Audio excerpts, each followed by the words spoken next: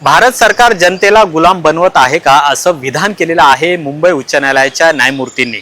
खरं तर राज्यभरामध्ये देशभरामध्ये विविध गोष्टींवरून आंदोलनं केली जातात, सामाजिक संघटना राजकीय पक्षांकडून ही आंदोलनं केली जातात। मुंबईमध्ये सुद्धा एक आंदोलन झालेलं होतं जे नीटच्या परीक्षेच्या संदर्भामध्ये होतं आणि ज्याच्यामध्ये अमित शहा यांच्या नावाने या घोषणाबाजी करण्यात आलेल्या होत्या। मात्र त्यानंतर पोलिसांनी कारवाई केली आणि त्या व्यक्तीवर तडीपाराची कारवाई करावी अशी सगळी ही प्रक्रिया करण्यात आली। पण त्या व्यक्तीने न्यायालयामध्ये अर्ज केला, याच्यामध्ये सुनावणी झाली आणि या सुनावणीमध्ये न्यायमूर्तींनी हे महत्त्वाचं विधान केलेलं आहे। आणि त्यामुळे खरंच देशातील जनतेला सरकार हे गुलाम बनवतंय का याविषयी आपण चर्चा करूया। आपल्या सोबत संगीता तिवारी आहेत। तुम्ही सुद्धा अनेकदा आंदोलन करता, हा सुद्धा एक आंदोलनाचा भाग होता ज्याच्यावरून न्यायमूर्तींनी ही टिप्पणी केलेली आहे की भारत सरकार हे जनतेला गुलाम बनवतंय का। तुम्हाला काय वाटतंय? डॉक्टर बाबासाहेब आंबेडकरांनी जे संविधान लिहिलं त्या संविधानाने आम्हाला हक्क दिलाय, आम्ही जे चुकीचं होतं त्याच्या विरोधात बोलू शकतो, घोषणा देऊ शकतो। पण मी खरंच कौतुक करते मुंबई उच्च न्यायालयाचे न्यायाधीश जमादार साहेब यांचं की त्यांनी जे बोललंय की खरंच गुलाम करताय का। म्हणजे नीट परीक्षेच्या विरोधात सईदभाईंनी आंदोलन घेतलं, रस्त्यावर उतरले, त्यांनी घोषणा काय दिल्या, अमित शहा मुर्दाबाद, भाजप सरकार मुर्दाबाद। पण तुम्ही त्यांना चक्क डायरेक्ट तडीपार करताय आणि हे पोलीस करतायत। मग पोलीस काय कुणाच्या याच्यावर नाचताय तुम्ही? हे पोलिसांचं डोकं नाही भाऊ, हे सरकारने त्यांना सांगितलं असेल त्याला अरेस्ट करा, कारण का या गोष्टी वाढत जातात।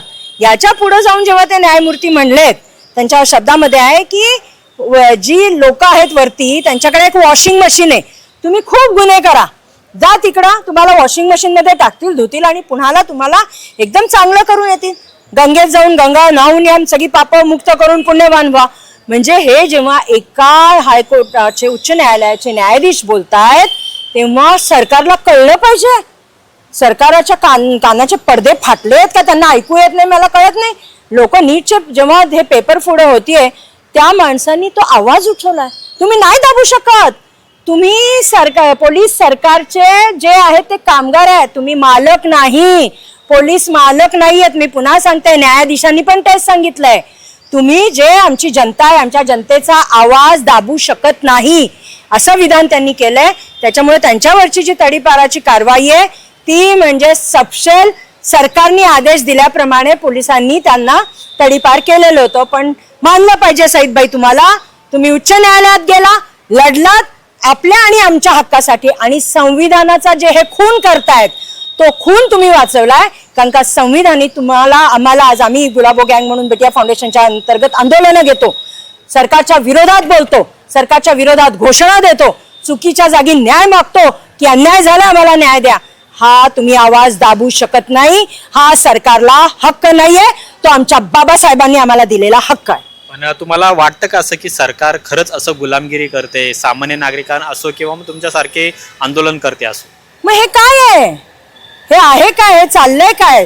जेव्हा सईदभाई काय तुम्हाला आतंकवादी वाटले, मोका लागलाय, चोर आहे? अरे तो आंदोलक आहे, लोकांच्या जे न्यायासाठी तो झगडत होता, रस्त्यावर उतरत होता, आंदोलन घेत होता, बरोबर आहे ना। सरकार गुलाम बनू पण कसं झालंय, अंधभक्त गुलाम आहे त्यांचे। अंधभक्तांना ते म्हणले ना हे सही तर ते सही, अंधभक्तांना ते म्हणले ना हा सूर्य तर ते त्याला सूर्य म्हणतील। पण सामान्य जनता नाही ना, त्यांना काय पाहिजे, रोजगार पाहिजे, त्यांना त्यांचं घर चालवायचंय, महागाई कमी पाहिजे, त्याच्या विरुद्ध आम्ही आवाज उठवायचा नाही। पण आता जी ती लोक आहेत की जे आवाज उठवतात ते गुलाम बनायचे राहिलेत, म्हणून ते अशा पोलिसांच्या माध्यमातून, कायद्याच्या माध्यमातून हे सगळं करून गुलाम बनू पाहत आहेत। दुसरीकडे आपण पाहिलं मुंबईत सुद्धा एका 6 वर्षाच्या मुलाचा मृत्यू झालेला होता, शाळकरी मुलाचा, झाड अंगावर पडलेलं होतं। आणि दरम्यान महाराष्ट्र विधानसभेमध्ये मात्र घोडेबाजाराचा सगळा विषय सुरू होता, म्हणजे सचिन अहिर यांनी जी भूमिका घेतली त्याच्यावर सुद्धा टिप्पणी केलेली आहे। आता तरी कुठे सरकारने याची दखल किंवा शहाणपण घ्यावं? हे बघा, लाज वाटली पाहिजे। ते मुंबईत 6 वर्षाचं मूल गेलं, त्याच्या आईबापांवर काय गुजतं, तुम्ही त्याच्यावर बोललं पाहिजे होतं की काय करते महानगरपालिका, मुंबई महानगरपालिका। तर तिथं तर तुमचा घोडे बाजार चालू आहे, 10 कोटी द्या, 50 कोटी द्या, 40 कोटी द्या, किती इकडे आणा। तुम्हाला तुमचं उद्देश साध्य करण्यासाठी तुम्ही मला भाऊ सांगा, तुम्ही पत्रकार आहे, 2014 नंतर राजकारण अतिशय घाण इथे, म्हणजे सगळा आता बोलायला लाज वाटते की रेट लावून विकला जाताय तो, त्यांना दाम लावले जातात, खासदार विकले जातात, दाम लावले जातात, आमदार विकले जातात। असं घाणेरडं राजकारण पहिले नव्हतं, पण 2014 नंतर राजकारण या सरकारने घोडेबाजार केलंय, घाणेरडं केलंय आणि अतिशय घाणेरड्या लेवलला हे राजकारण गेलेलं आहे. पण आता न्यायमूर्तींनी जी टिप्पणी केलेली आहे त्यावरून तरी सरकार धडा घेईल असं वाटतंय. नाही, मला नाही वाटत धडा घेईल. त्या न्यायमूर्तींवर काय कारवाई करतील मला सांगता येत नाही. त्यांची बदली कुठं करतील, त्यांच्यावर काही एखादा ट्रॅप लावतील, काही करू शकतात. कारण का त्यांच्या विरुद्ध जो आवाज उठवतो त्याच्या विरुद्ध मोदी, अमित शहा षडयंत्र रचतात आणि त्याला संपवतात.